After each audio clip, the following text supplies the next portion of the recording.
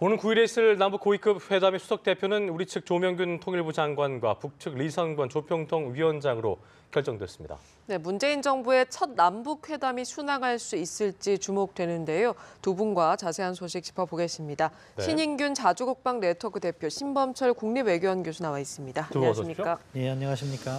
자, 통일부가 밝힌 대로 이제 북한이 리선권 조평통 위원장을 단장으로 한 5명의 명단을 통보해 왔는데요.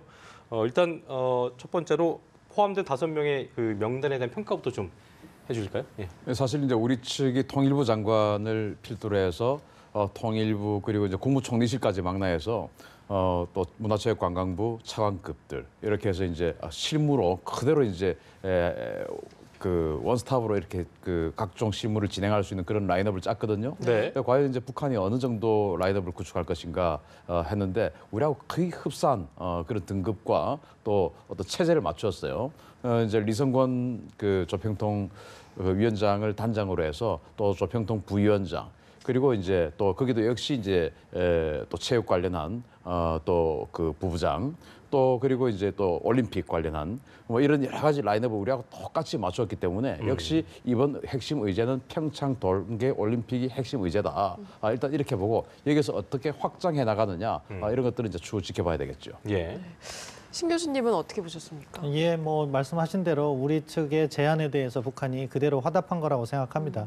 어차피 리선권 조평통 위원장이 발표를 했기 때문에 올 거로 예상이 됐었고요. 우리 천혜성 차관에 해당하는 전종수 조평통 부위원장, 우리 천혜성 차관도 남북 협상 경험이 많고 전종수 부위원장도 뭐 2005년 차관급 회담 그 이전부터 많은 남북 회담에 참여했던 실무통이었거든요. 네. 그러니까 거기에 맞춘 거고 우리의 노태강 체육부 차관에 대응해서 문화체육부 차관에서 여기서 원기로 저쪽 북한 체육성 부상 이렇게 해서 딱 그렇게 논의가 잘 진행될 수 있도록 매칭을 해놨다. 이런 취지에서 볼 땐 북한이 이런 회담에 나름 진정성 있게 나오고 있다 이렇게 평가할 수 있겠습니다. 네, 통상 남북 장관급 회담 대표단 구성을 살펴보면 통일 장관을 수석 대표로 하고요. 관계부처 실국장급이 대표로 포함됐었는데 이번 라인업이 좀 이례적이라는 평가가 나와요. 예, 그래서 통일부에서 밝힌 게 있어요. 조금 더 이렇게 중량급으로 하면서 책임감을 높이겠다. 이것에 임하는 우리 정부의 입장은 이것이 단지 북한이 평창 올림픽에 다녀가는 그 의미를 넘어서 남북관계 진전이라든가 더 장기적인 포석을 갖고 있음을 함의한다고 생각하는데요. 그런 의미에서 우리가 급을 높여서 일반적인 관행에 비해서 한 급을 높인 거죠. 그렇게 제안을 했고 북한은 거기에 화답한 형식이다 이렇게 말할 수 있겠습니다. 그렇군요.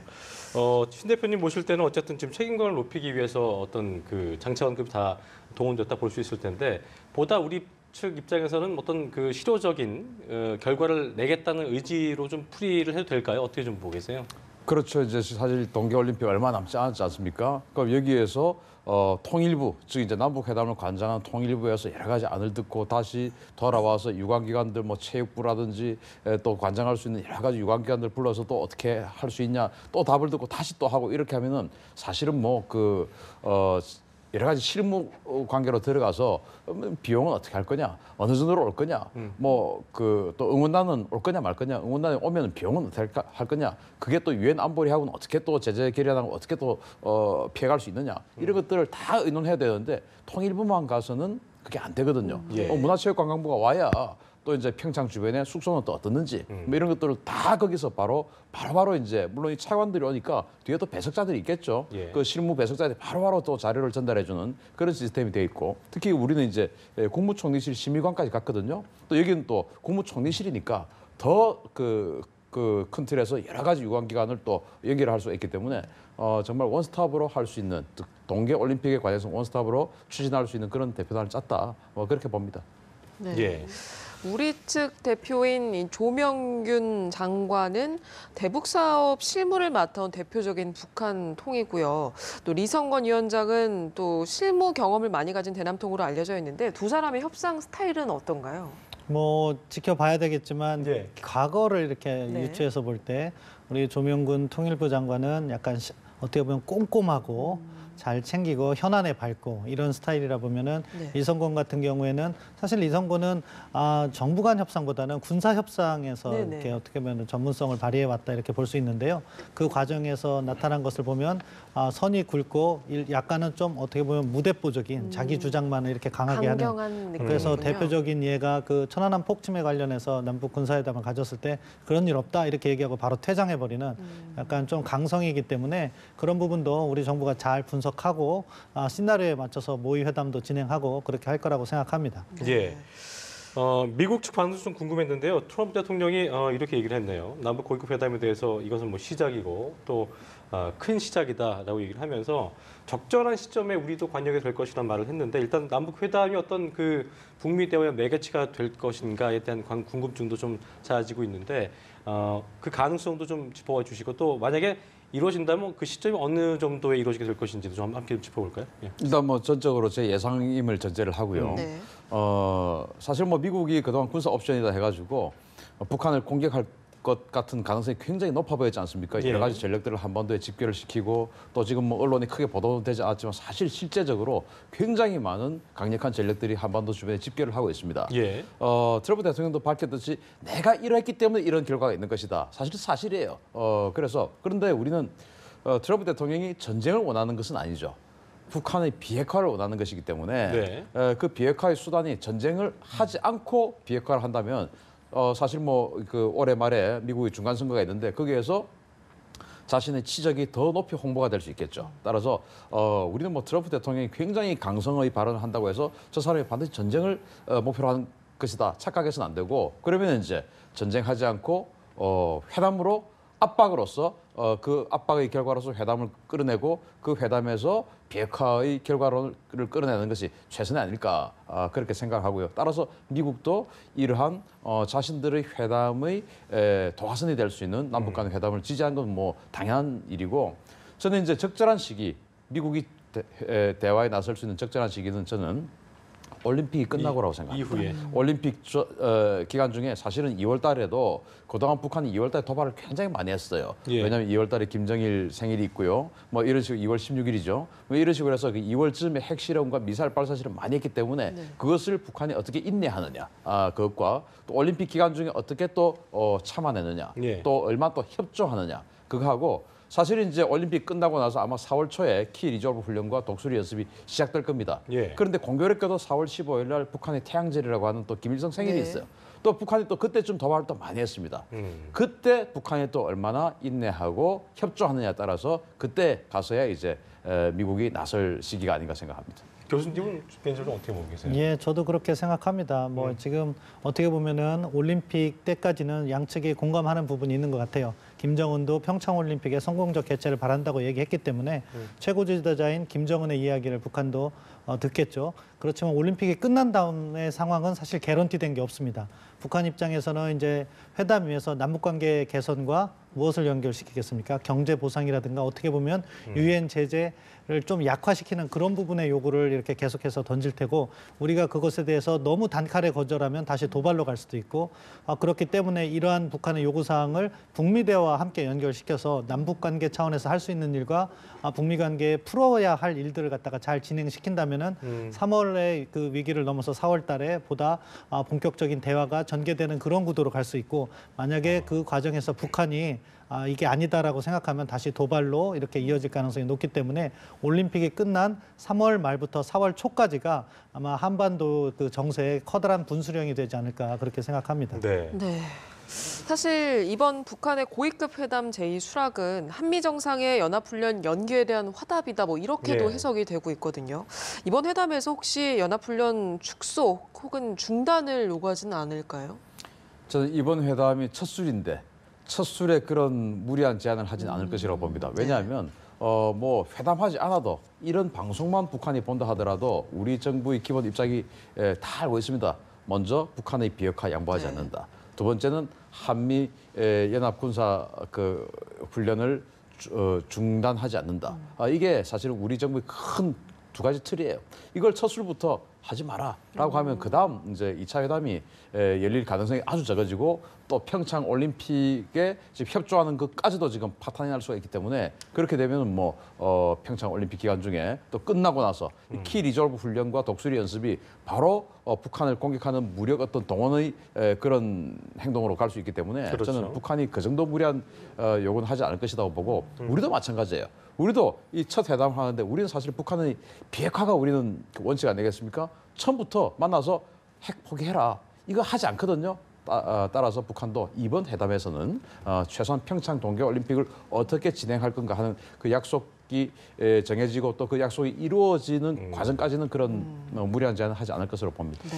아까 지금 말씀하신 대로 올림픽 이후에 어떤 북미 간의 대화가 좀 진전될 수 있을지 관심을 모은다고 하셨는데 조건 없는 대화를 해오지 않았던 그런 행태가 많았기 때문에 북미 대화의 어떤 선결 조건으로 연합훈련 가지고 또 발목을 잡지 않겠느냐, 딴중 걷지 않겠느냐 이런 우려가 있거든요. 이 부분은 어떻게 좀 보시는지. 뭐 북한은 그 부분에 문제 제기를 할 거라고 생각합니다. 예. 어떻게 보면 남북 협상은 앞서 신인균 대표께서 잘 이야기하셨지만 서로의 입장을 잘 아는 상태에서 시작됩니다. 따라서 예. 어떤 경우에는 알면서도 속아주고 그 다음 그렇죠. 단계를 이야기하는 건데 북측에서는 확실히 뭐 연합훈련 중단이라든가 축소 이야기를 꺼낼 거라고 생각하고요.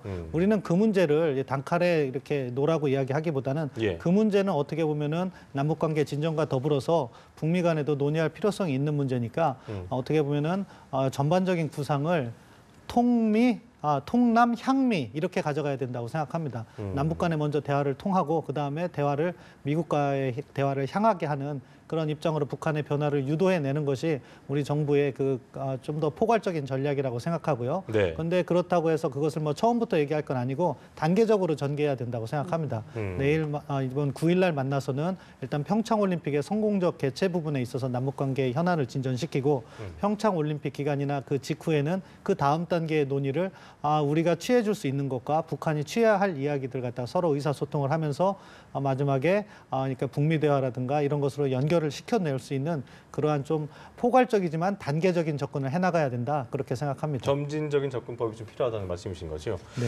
그 일각에서 이제 뭐 비판적인 시각으로 이제 연합훈련 연기를 한미 간의 어떤 그 합의가에 이뤄낸 거라 하지만 서로가 익스큐즈를 해준 거지만 대북 군사력 억지력이라든가 어떤 한미 동맹에 어떤 부정적인 영향을 미칠 수 있는 게 아니냐는 걸 그 시각도 있더라고요. 이런 부분은 어떻게 좀 보고 계세요? 너무 과민한 반응이라고 생각합니다. 과민한 반응이요? 예. 이 연기를 한 것이지 중단 축소를 한 것이 아니거든요. 네. 그러니까 글로 갈 수도 있지 않겠냐는 어떤 그 시각이 들어요. 저는 뭐 그렇게 생각하지 않고요. 문재인 정부에도 뭐 대단한 어떤 그 석학들이 있고 네. 아주 그 깊은 고민을 할 것이라고 봅니다. 문재인 정부 출범 이후에 첫 키 리졸브 훈련이에요. 어쨌든 간에. 그렇죠. 자, 그러면은 이 첫 키 리졸브 훈련을 하는 마당에 그것을 처음부터 축소를 하는 쪽으로 간다. 그러면 지난 대선 기간 중에 있었던 혹시 문재인 정부에게 문재인 후보에게 투표를 하면 안보가 불안해지는 거 아닌가? 뭐 우리 또 다시 한번 지난 4월, 5월을 기억해 보면 그래서 막 당시 안희정 후보가 막 급부상하고 이런 거 있었지 않습니까? 그렇죠. 당연히 문재인 정부는 그러한 국민들의 우려를 불식시키는 것이 첫 과제입니다. 따라서 첫 스타트인 이 키 리졸브 훈련을 지금 평창 올림픽과 여러 가지 문제를 어떤 그 기회로 삼아서 그래 축소하자 이렇게 되면 그동안 국민들이 가졌던 우려가 현실로 나타나구나. 바로 6월달에 있을 지방선거로 연결될 가능성이 크죠. 어떤 그 민심이 따라서 제가 문재인 저는 정부 관계자가 아닙니다만 저라면 저는 오히려 이때일수록 연기를 했지만 이건 결코 축소나 중단 아니다. 그렇지만 올해는 여러 가지 어떤 그 남북 간의 관계가 굉장히 첨예하기 때문에 올해는 사상 최대의 군사훈련을 할 필요가 있다라고 먼저 가는 것이 오히려 더 슬기롭지 않을까 생각을 하고 저는 이 연기를 했다고 해서 축소로 간다는 것은 저는 좀 동의하지 과도한 않고요. 해석이다. 예.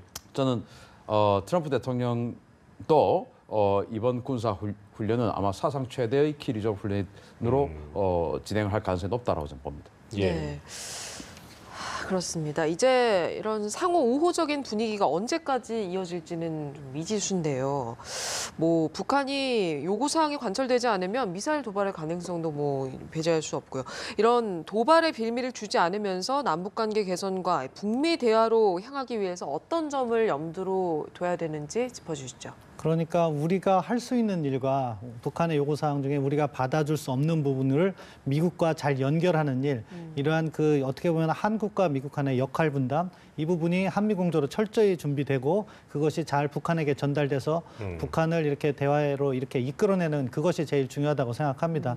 앞서 연합훈련 이야기가 나와서 저 조금 첨언을 드리면 네. 지금 뭐 키리졸브 훈련이나 독수리 훈련에 대해서 저희는 우리가 먼저 이야기할 필요가 없다고 생각해요. 네. 원칙대로 한다 이렇게 얘기하고 북한의 요구 사항이 있으면 거기에 맞춰서 우리가 한미 공조하에서 북한에게 이렇게 답을 주는 만약에 너희들이 연합훈련 뭐 축소라든가 중단을 원한다면 비핵화 대화로 복귀를 해라 이러한 북한에 대한 그 어떻게 보면 카운터 오퍼 또 다른 협상 전략을 다 준비를 해놓고 그 카드를 하나씩 펼쳐나가야 된다 그렇게 생각합니다. 알겠습니다.